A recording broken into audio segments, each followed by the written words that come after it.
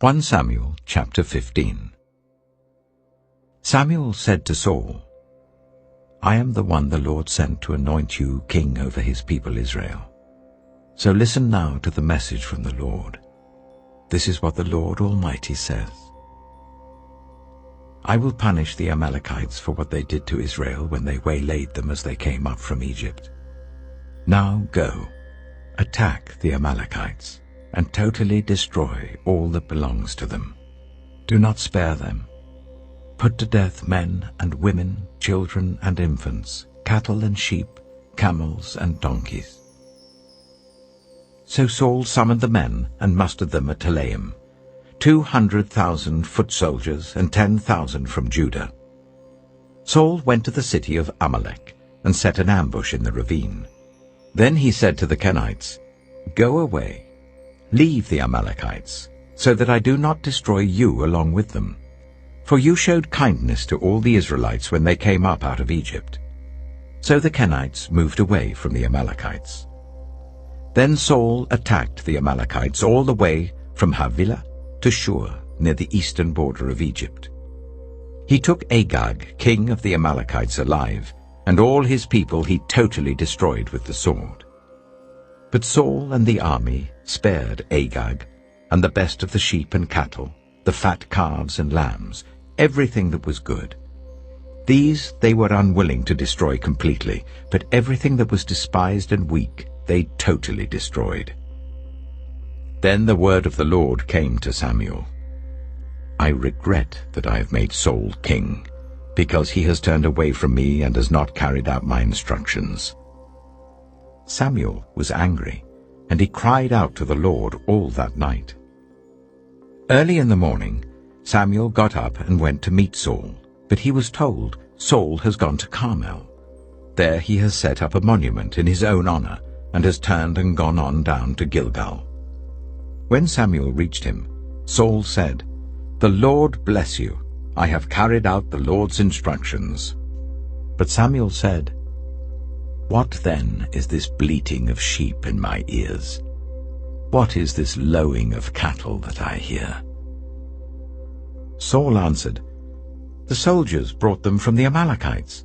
They spared the best of the sheep and cattle to sacrifice to the Lord your God, but we totally destroyed the rest.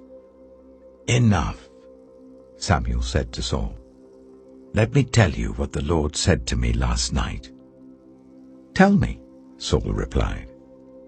Samuel said, Although you were once small in your own eyes, did you not become the head of the tribes of Israel?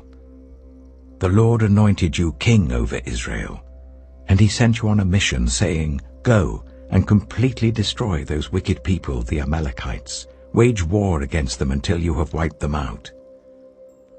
Why did you not obey the Lord? Why did you pounce on the plunder and do evil in the eyes of the Lord?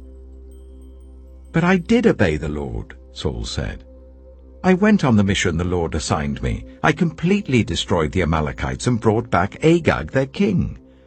The soldiers took sheep and cattle from the plunder, the best of what was devoted to God, in order to sacrifice them to the Lord your God at Gilgal.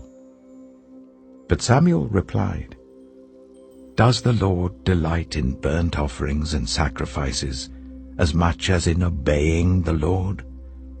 To obey is better than sacrifice, and to heed is better than the fat of rams.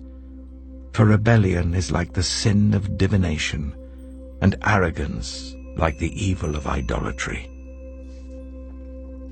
Because you have rejected the word of the Lord, he has rejected you as king. Then Saul said to Samuel, I have sinned. I violated the Lord's command and your instructions. I was afraid of the men, and so I gave in to them. Now I beg you, forgive my sin and come back with me, so that I may worship the Lord. But Samuel said to him, I will not go back with you. You have rejected the word of the Lord, and the Lord has rejected you as king over Israel. As Samuel turned to leave, Saul caught hold of the hem of his robe, and it tore. Samuel said to him, "The Lord has torn the kingdom of Israel from you today, and has given it to one of your neighbors, to one better than you. He who is the glory of Israel does not lie or change his mind, for he is not a human being that he should change his mind." Saul replied, "I have sinned, but please honor me before the elders of my people and before Israel. Come back with me so that I may worship the Lord your God." So Samuel went back with Saul, and Saul worshipped the Lord. Then Samuel said, "Bring me Agag, king of the Amalekites." Agag came to him in chains, and he thought, "Surely the bitterness of death is past." But Samuel said, "As your sword has made women childless, so will your mother be childless among women." And Samuel put Agag to death before the Lord at Gilgal. Then Samuel left for Ramah, but Saul went up to his home in Gibeah of Saul. Until the day Samuel died, he did not go to see Saul again, though Samuel mourned for him. And the Lord regretted that he had made Saul king over Israel.